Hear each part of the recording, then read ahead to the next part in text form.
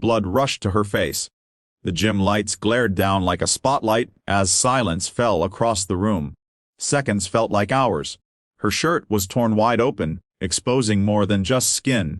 It exposed her shame, her loneliness, her pain. The laughter echoed. The cameras were out. Her heartbeat thundered in her ears. And then, something inside her snapped.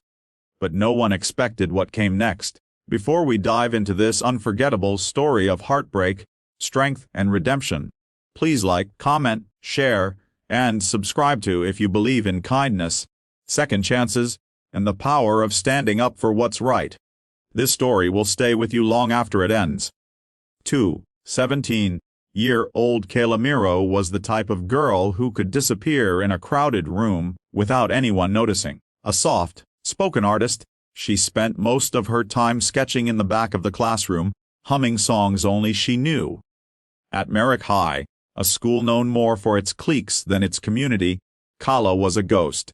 A quiet, curly-haired shadow with second-hand shoes and an old denim backpack stitched with paintbrushes and poems. Her mom, a nurse working double shifts, and her younger brother Aiden were the only family she had. Life hadn't given Kayla much, but she held onto her dignity like a shield. Every year, the school hosted a prom proposal contest, where students competed to make the most extravagant invitation. It was more about popularity than romance. Just another spectacle for social media. Kayla had no intention of participating. But everything changed the day she bumped into Carter Vexley. Carter wasn't just the most popular guy in school. He was the crown prince of Merrick High. Captain of the basketball team, tall, charming, and infuriatingly good-looking, Carter had every girl swooning over him. Kayla, too, had admired him quietly, from a distance, but she never believed someone like him would even know her name. So when he approached her after art class, Kayla thought he was lost. But he smiled, leaned against the locker, and said, "Kayla." "Right? Listen, I was wondering, would you want to go to prom with me?" The world stopped. Kayla felt her knees weaken. For a moment, she believed in fairy tales. She said yes, breathless, with a trembling smile. The next day, she realized it was all a setup. A video surfaced on social media, showing Carter laughing with his friends. I asked her just to see if she'd actually say yes. Can you imagine? Her, at prom? Like Beauty and the Freak. The video went viral within hours. At lunch, someone had replaced her painting in the hallway with a Photoshop picture of her face on a troll's body. Her locker was defaced with sticky notes that said, "Prom Queen of the Dump."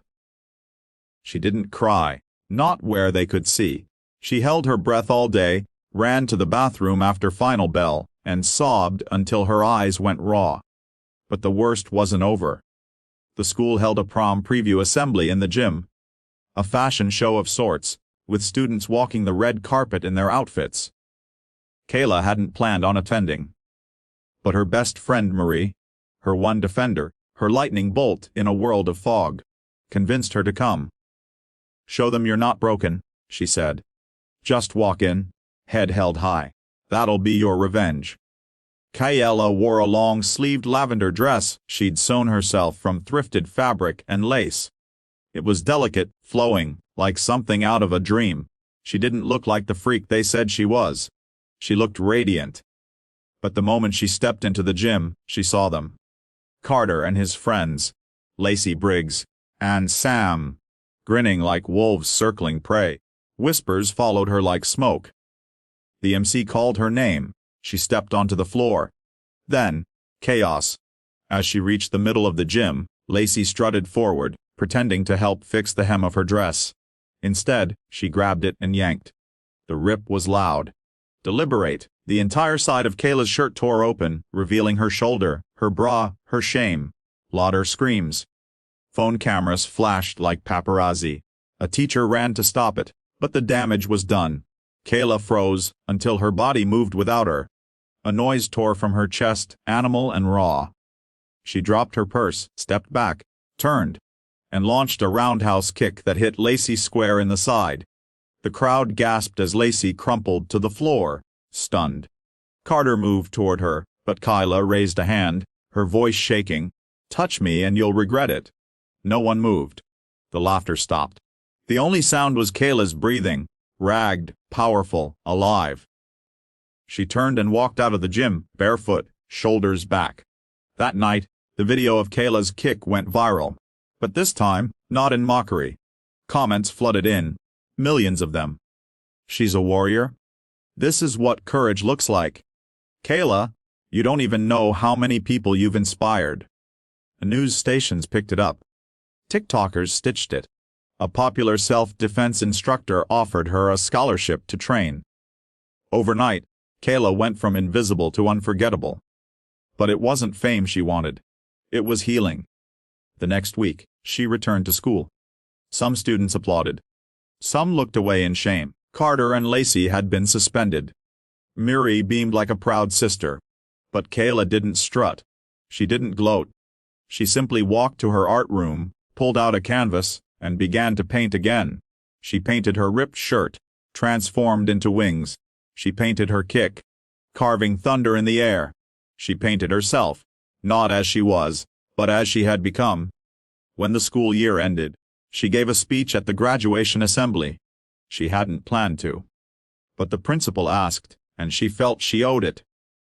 To every silent girl, every shy boy, every person who had ever been laughed at, left out, or looked down on, standing on stage in a white dress with violet embroidery, her own design, Kayla looked out at the crowd and said, "Al, you don't get to decide who someone is based on where they sit at lunch or what they wear or how quietly they speak. You don't get to mock someone just because you think they won't fight back. I didn't fight because I was strong. I fought because no one else would. And now, I know, I am strong. I always was."